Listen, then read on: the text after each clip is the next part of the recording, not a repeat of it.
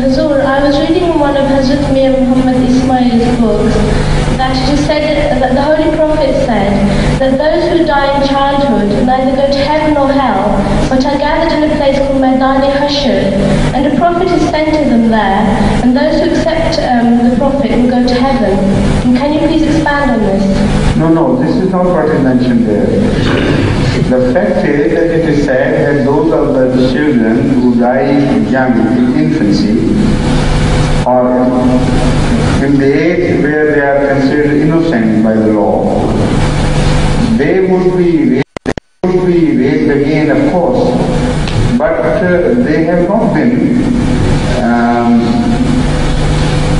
given opportunity to develop morally and spiritually, because their life finished, they died before the training period that begins after the adulthood, where you are put to trial, you are ordered to do certain things, and if you do it on volition, you are naturally rewarded by Allah. If you intentionally disobey Allah, you are punished by Allah. This is a process of development of soul. They didn't pass through that process.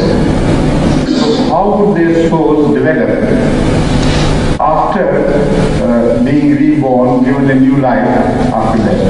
That is the question. And it is explained by Anwar sallallahu alaihi wasallam that they will be brought up under the training of Hazrat Ibrahim alayhi salatu wasallam.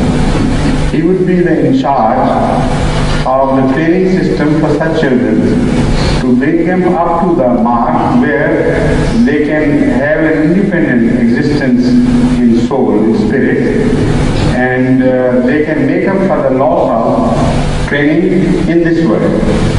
This is what he said, not as you have understood.